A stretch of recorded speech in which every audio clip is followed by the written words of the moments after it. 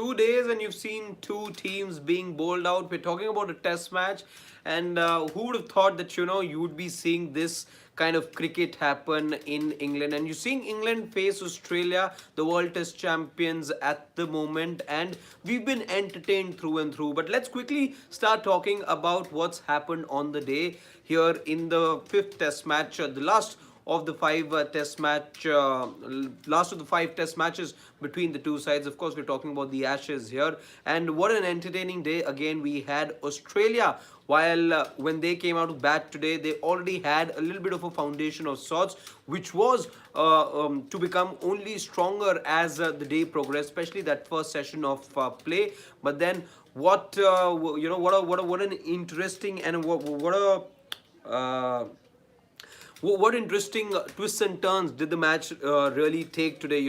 For from a point where you looking at Australia cruising, then they lost 6 wickets for just 94 runs. But at the end, Australia would be the team that would take this 12-run lead handsomely, rather very happily at the moment. It may not appear as a big lead at the moment, but they will take it with both their hands, because especially of the kind of recovery that Australia made on the day. After having lost 6 wickets for 94 runs, it's their last 3 wickets that in totality put up 110 runs. 110 runs from the last three. Just put that into perspective. In the context of this test match, and in the context of where the series is, well, it means huge from an Australian perspective as well. It will obviously be something that will hurt England at the moment, but then England would feel that they have done a decent job as well in terms of making a comeback in this test match. Now, also talking about the last three, well, it was Steve Smith who was again at the center of it, because he acted like that glue. He stuck around. As far as as far as being out there in the middle is concerned, he ensured that Australia, having lost those couple of wickets in the middle order, there was some sort of a reinforcement there, and Steve Smith provided that reinforcement. His partnership firstly with Pat Cummins, which was worth 54 runs, 54 runs for the 8th wicket, and then the 9th wicket partnership between Todd Murphy and between Todd Murphy, who was, by the way, very good with the bat.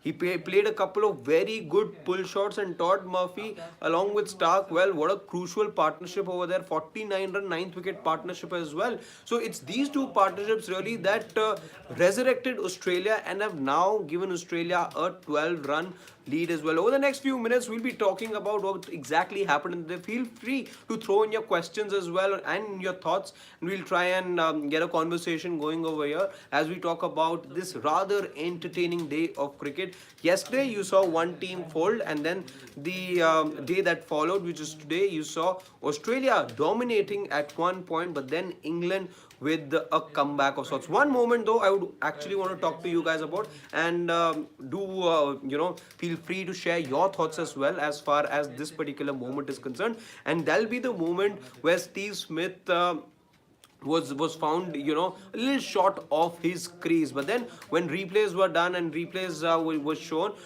it was the fact that Johnny Bairstow had actually broken the stumps, but as it turns out, the bails weren't dislodged. Now, if that had to be the case, and Steve Smith was somewhere around 40 runs, if I'm not wrong, while that incident had happened, it really could have changed the whole complexion of the match as well, because Steve Smith was giving Australia the solidity, and it was important from an Australian perspective that he stuck around for a while. And from there on, he actually went on to score about 70 odd runs later in his innings. As far as the rules are concerned, and in case you guys are wondering why Nitin Menon, by the way, Nitin Menon's getting a lot of appreciation on social media, on Twitter at the moment, because of that particular decision that he made. Now, what had happened was that Johnny Bairstow had broken the stumps, but as it turned out, the bails weren't dislodged. The stumps were broken, but the bails weren't dislodged, and that's primarily why Steve Smith got a little bit of a reprieve, let's say, or an extra life, let's say. That's it's that rule that saved him, that the bail must be dislodged, and that wasn't the case, and that was just enough time for Steve Smith to get his bat over the line, because otherwise, at the moment when the stumps were broken, Steve Smith was just marginally short of his ground. But then there was another frame which showed that the bails were dislodged later on, and by that time, Steve Smith had managed to get some part of his bat over the line. That for me was one of the big moments on the day today of the day today. The other moment was, of course, that stunning catch that was taken by Joe Root, who, by the way, had to double up as a bowler as well, because Moeen Ali, after that groin injury, which one suspected yesterday could in many ways sideline him in the Test match. You couldn't see Moeen Ali today, and it was primarily because of that groin injury which he suffered yesterday while he was batting. It is feared that his participation could be very limited in this test match, and only time will tell to what extent Moeen Ali will be participating in the test match. As a result, you saw Joe Root, beg your pardon, doing all the work in the spin bowling department, and he got a couple of breakthroughs as well, and a stunning catch more so by Joe Root in the slip cordon as well. That of Manas Labuschagne, who was looking good. He played a lot of balls, didn't get a lot of runs, but just when you thought he would accelerate and get things going, it was that stunning catch. The third moment, and as Sports Fan points out, it is that moment that I want to be talking about. Sports Fan says that Todd Murphy totally surprised me.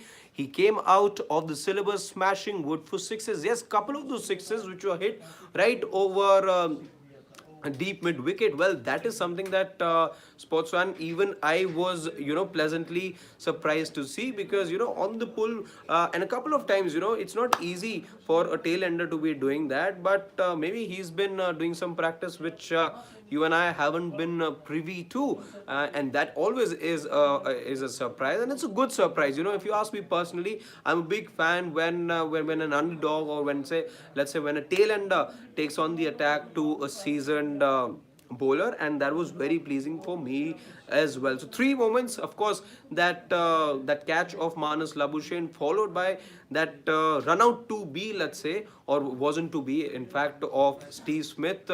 Very good awareness there by Nitin Menon, so kudos to him. And lastly, of course, that Todd Murphy knock, or let's say in the grander scheme of things, those 110 runs that Australia got from their last three wickets have really resurrected them. You were looking at a time where Australia could have fallen short of good 70-80 runs, because they were six down for under 200 runs, and they were still trailing by about 90 odd runs. But again, good work there was Steve Smith and the lower order, as we just spoke of, and as a result, the test match is well and truly alive, well and truly very, very interesting. Will it go the full distance? I don't think so. You will have a result, I believe, come day 4. Don't see it extended to day 5, given all the action that we've seen so far, but who knows. And let me quickly see what Ankur Naik is saying. He's saying win predictor says that England are favourites to win the final test match. Well, Ankur, I'm not sure at the moment if England would feel that they are a step ahead in this test match, for the sole reason that Australia staged a very strong comeback today, and they looked good as well with the ball in the first innings. And remember, it is Australia right now. England will push for a win, and that's exactly where they could be vulnerable. As far as Australia go, they know they're leading 2-1 in the series anyway. England desperately want this win, not so much as far as Australia are concerned, because the Ashes for them is anyway retained, so they're really in no desperation or in no urgency to get a result out of this test match. There will definitely be a result nonetheless, but having said that, the vulnerability for England lies in the fact that they are chasing a win over here. That for me makes England a little more vulnerable than Australia, who've done so far very good in the test match. Yes, of course, Australia probably would have felt that on the day they could have been the better team. They could have, in fact, taken not one but two steps forward, but they would still be happy with that 12-run lead that they've managed to get.